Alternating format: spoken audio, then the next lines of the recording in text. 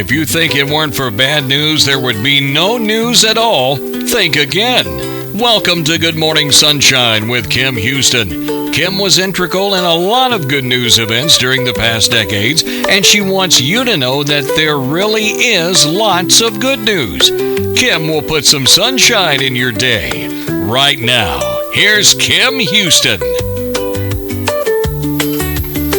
Good morning, Sunshine. Hi, Roth. How are you? We're good, and we are brought to you by our friends at Conway Heaton and C&T Excursions, and we'll hear from them throughout the program. And we thank them for their sponsorship and being able to bring this show to you, which is always fun. I always love being here, Roth, and I always love sharing the good news, positive things that are going on in Bardstown and Nelson County. I've got a great guest today. We're going to get into everything going on at the city and some other things going on, some really, really good news to talk about.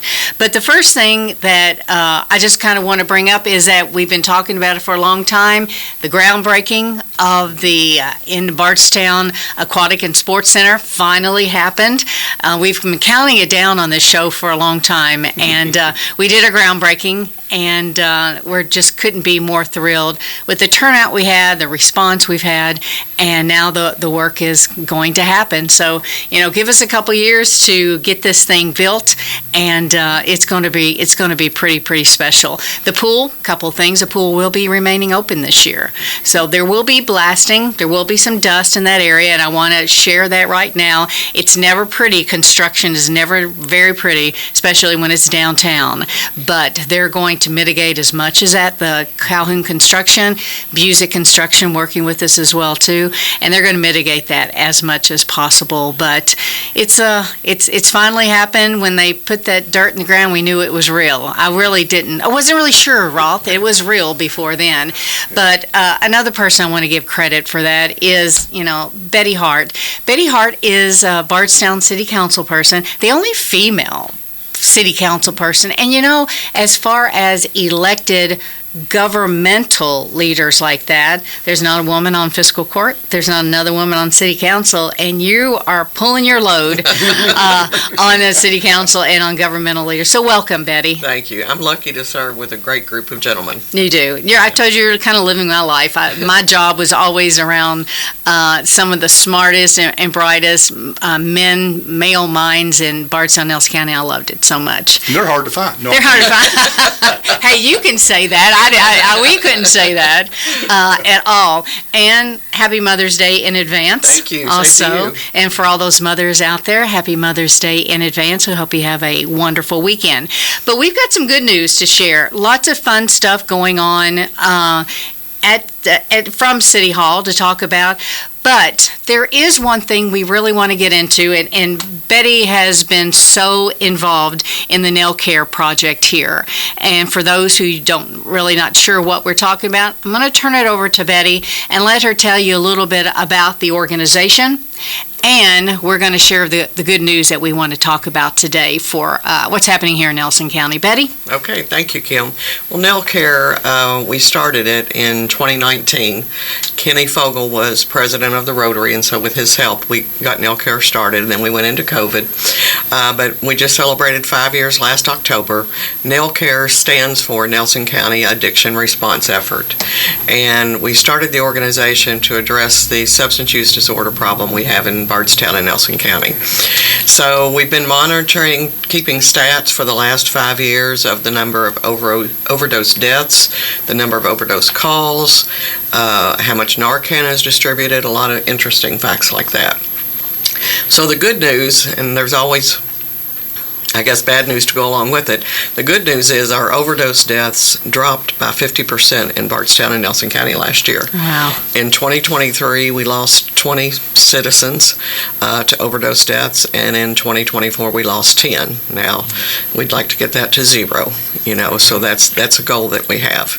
The number of overdose calls that our first responders made were dropped drastically. For example, with physical court, they estimate, EMS estimates that it costs them $1,200 every time their wheels roll. And because their overdose calls were down, That was a savings of about $28,000 last year to Nelson County Fiscal Court. So that's some good news mixed in with some other tragic news that we're still losing to address. Yeah, we're still losing, but those numbers are going down. So what factors are contributing factors for these numbers going down? What are we doing better as a community, as a county, to get these numbers down? I think there's probably several factors. Education, I think, is one thing that we're doing. NELCARE always compares to the Chamber of Commerce. We're a membership organization where we basically network. We're not necessarily project-driven, but we come together once a month and have a meeting with all of our partners, whether it be the frisk coordinators, the treatment centers, our first responders, just a lot of people who are interested in addressing this issue. So I think that the education component is a factor. I think the availability of Narcan that we've made in the community. Lincoln Trail District Health Department has led that effort. We now have 6 different free dispensing boxes around Bardstown and Nelson County. So I think the availability of that has helped tremendously as well. And the health department was kind enough to share their numbers with me as far as the amount of Narcan that was shared last year, and it's pretty staggering, but it's a good thing. Now, we had a meeting the other day, and now meth and xylazine are 2 drugs that have really hit Nelson County hard, and unfortunately Narcan does not affect those, so we'll just continue to monitor it and see what happens. So I know the Narcan boxes was very controversial at one time when they were deciding whether or not to have those dispensaries. Tell us how that happens and where they are and how you access them. For but it's funny, and Roth, we've talked about this before, but it used to be everyone knew someone that had cancer, and now it seems like everyone knows someone that has this drug addiction in their family. It has affected them at some point in time. So it's not anything that's behind the scenes undercover anymore, because so many people, it's not just the impoverished, it's not the rich. Right. All demographics are affected by this. It definitely doesn't discriminate. It doesn't discriminate. That's a perfect way to put this. But talk about the Narcan and how they dispense those and where they are. The health department actually came across a program that refurbishes the old newspaper machines, where you could just put your dollar in or whatever. And so they've repurposed, we have 6 of those in Nelson County. And it was controversial to start with. I think that a lot of people thought, myself included, when I got involved in NELCARE, was it anything that you did for someone that was suffering from substance use disorder, you were enabling them? But you have to educate yourself about things, and I've learned through all of our partners that that's just not the case. It's a disease just like alcoholism or anything else. So I think once people saw, number one, that putting in the first one, which was at the First Christian Church, and it's outside, undercover, so there's no camera on it, so you can come and get it as you need. There's no stigma attached to it. But I think that one of the fears was that the Narcan vending machine would collect people that suffer from substance use disorder, whereas I think statistics show that it's typically people that are removing Narcan from those machines are family members who have someone in their family, and you want to keep it in your medicine cabinet, just like you do Band-Aids. Absolutely. I carry some in my car. You just never know when you're going to need it. So that was the first one at First Christian Church. We have one at the New Hope store. There is one at the Probation and Parole Office. There is one at the Correction Center. There's a couple other places that aren't. There's one in New Haven. So the health department has done a really, really good job about getting those out and keeping them stocked. And getting them out and getting them countywide. Yes. As well, too. Yeah. We're still trying to get one in Bloomfield. Okay. Yeah, we're still working that, but yeah. Well, it's such a good start, though, yes, what you're doing. We're going to take a break, and we're going to hear from our sponsors, and we're going to be back very quickly with Good Morning Sunshine. And we're back with Good Morning Sunshine. I'm Kim Huston, and our guest today is Betty Hart, and who is not unknown to anybody in this town. Betty is a city council person. She's a real estate agent. She serves on many, many committees. She's taken over several causes, and most recently we're talking about the nail care program here. And the good news is, like, why are we talking drug overdose on Good Morning Sunshine? Because the good news is the numbers are down.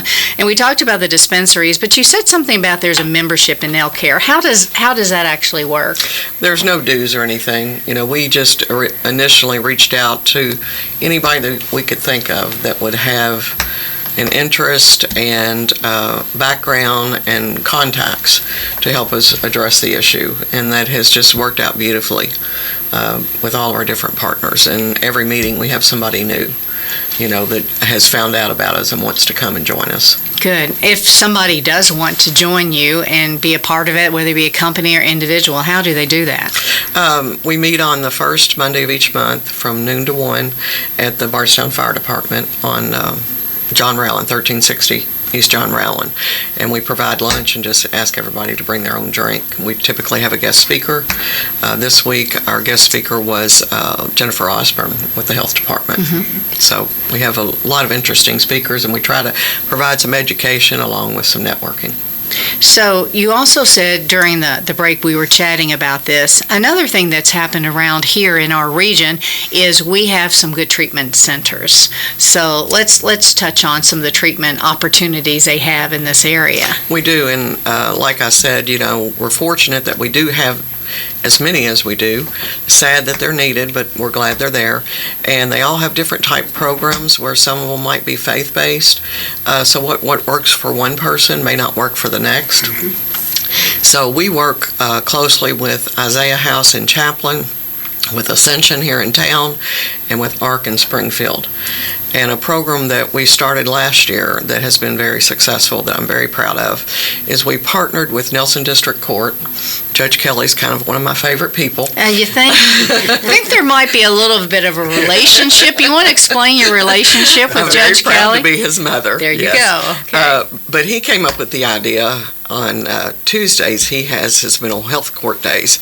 And some of his people that he sees are eligible to go to treatment as opposed to being incarcerated.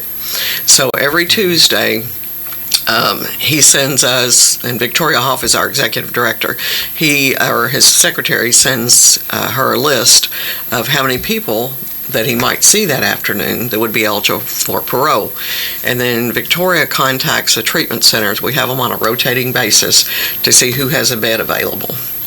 And so the person is, once they get into Judge Kelley's court and they agree that they want to go to treatment as opposed to being incarcerated, then Victoria makes contact with the treatment center, with Justin Hall at the Correction Center, and the treatment center picks them up within about 24 hours.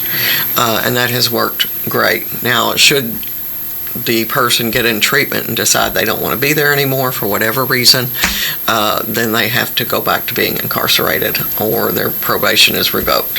So we started that in March of last year, and through December of last year, I don't remember the exact number, but we had, I think it was a 58% success rate of people going into that treatment and staying and completing the program. So we just finished up our first year at the end of March, and at the end of our first year, we had about 60% success rate. So, that's people that may not have gotten into treatment otherwise. Right. So that's been very successful, and we're proud of that. There was a program, and I don't know if it's still in existence, that I used when I was working at the Economic Development Agency, to where we have mentors for some of the people that were had drugs. They were in jail, and they had still had some issues with that, but they were allowed to go into the businesses and mentor and work, and they would have to write about it, and they would have to learn about it. I just wonder if that program is still in existence. Do you happen to know? I'm not familiar, but okay. It sounds like a very good idea. It was really good, that we were able to, in our offices, and I think at the chamber, be able to take a couple young women Mm-hmm. who would have an opportunity to do anything and go anywhere and learn. But they were in a professional atmosphere with some professional women that we tried to mentor them. And some of those ladies, honestly, I still keep in touch with. They tell me, I've got this job now. I'm working at, American Fuji-Seal now. I've got a good paying job. Awesome. Everything. So you do hear from them. Yes. And I remember that was a really, really good court-ordered kind of program. So Yeah. I'm not really sure that's still in existence, but it was something that was We'll really have to important. look into it. Yeah. I know, a lot of the treatment centers have mentors, and a lot of the people that work in the treatment centers have been through their programs. And so I think it's easier for them to understand what somebody's going through and be there for them to understand everything. So When I was leaving, I know it's still going on, they're working to get a workforce initiative to where these people who are in some of these facilities are actually able to work. Right. Too. And I know ARC was one of the ones we were working with in Springfield. If you graduated out of their program and everything, then we were able to put you in a job immediately. Right. After some, screenings and some things like that. But I know that that's a program, everyone has problems finding good people to work. These people are given a second chance. Absolutely. And I think, programs like that, we're gonna see more and more of those out there. Well, and once someone finishes the program, it's difficult for them to just go back into society. I think we need to provide as many wraparound services as we can just to help them be successful. Well, you have to check that box. Yes. On that application at a company now. And we sat with companies and said, can you do something with your corporate headquarters to allow for people who have been convicted of a drug felony to be able to come to work here. And a lot of them are doing that. A lot of the corporations out there are loosening their restrictions on things like Right. that, which is allowing more and more people to go into the great. workplace. Yeah. So, Roth, let's take another quick break, and we'll be back more with Betty Hart. And we're back with Good Morning Sunshine. I'm Kim Huston, and our guest today so far has been Betty Hart, City Councilwoman, working with the organization Nail Care, as far as several organizations. Betty, you are involved in so many things out there in the community. What are some of your favorite things? Nail care is my passion. Yeah. I love that. I love keeping involved. I love keeping educated, keeping up with what's going on. As a realtor, I need to do that, as well as my position on City Council. City Council, I serve on the Recreation Department, and that's probably the favorite committee that I serve Yeah. on. Yeah, it's fun. Yeah. Well, I know working with this indoor aquatic and sports center, I really didn't know anybody other than Daniel and Stephen Portman, who we had here to talk about some of the recreation stuff. But his staff down there, they are some of the most incredible people. They really are. I mean, they can get anything done within matters of seconds if you need anything. But the types of classes and the types of innovation of recreation programs they're doing with basically no facilities down there, it's pretty impressive. It is. Yeah. And anytime we have a recreation committee meeting, or I see that they make a Facebook post, I don't know how they do what they do on the small staff that they have. Yeah. Just this weekend, they have a kite rally coming up on Xavier Drive, and you bring your own kite, or they'll have one and you could decorate it and then fly kites. What a neat event. That is a neat event. Free event. Oh, I mean, anybody would want to do that. I mean, Yeah. can I go down there? That sounds fun. I've always loved to fly kites. I'm sure you But can. yeah, that sounds like fun. And the weather looks like it's going to cooperate. Yeah, good. They're getting, gearing up, of course, for the summer, so they're getting ready to start their Barracuda swim team. They have adult co-ed kickball going on, registration for that, registration for youth kickball. Water aerobic swim lessons. We're adding pickleball courts down by the tennis courts. Let's talk about that, because these are new outdoor courts. Right. And I mean, people know about what's going on in the indoor facility, but this is actually going to be added outside as well, too. So talk about those. Down by the tennis courts, pickleball has just taken over. a lot of people that I know play. Coach Rowe plays, and loves it. So I think they'll be definitely very popular with our community. And again, another free activity. Mm-hmm. And those pickleballers take it serious. Let me tell you what. If you ever walked in when those, you got your paddle, you put your paddle in, you pick your paddle up, you get your team and all that, they are serious about it. And they came out for the groundbreaking, and they're really, really thrilled about it. I was in a sporting goods store yesterday, and there's a whole section now on pickleball. Yeah. A year ago, I don't know that I would have even noticed it. Yeah. But, well, I don't really want to do pickleball, but I want to do pickleball because the paddles are cute and the outfits are cute, and it's kind of like the tennis for people who have aged out of tennis. I blew a hamstring in tennis one time and I never picked up a racket again. But maybe pickleball is a thing for me. However, the orthopedic surgeons in town say go pickleball because it's been their best money maker in a long time.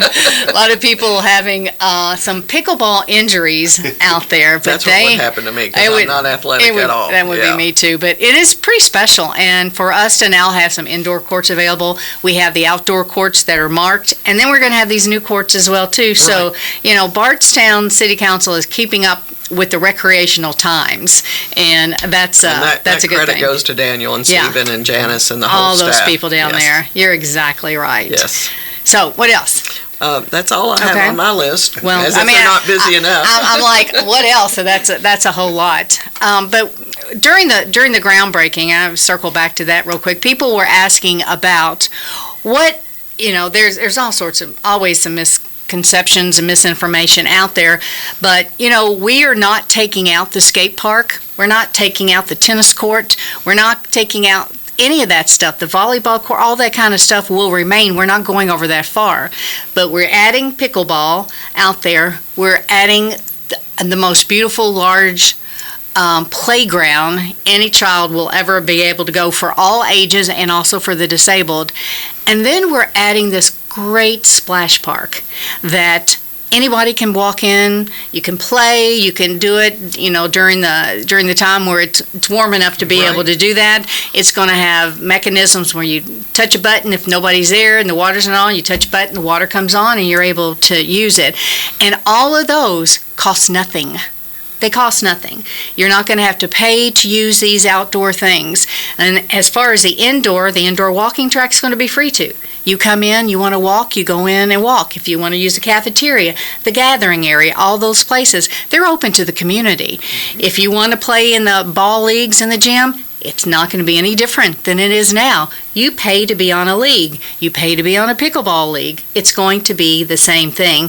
And to use a pool, again, it's going to be the same thing. You pay for a day pass at the pool. You pay for the way it is now. So it's not that it's going to be so expensive that you cannot be able to use it. It's going to be for everyone. And we actually have a sponsor that came on board who we're going to be able to allow some of people that don't have the income level that they feel that they can take their family, that we'll be able to offset some of those costs for some of the community families here.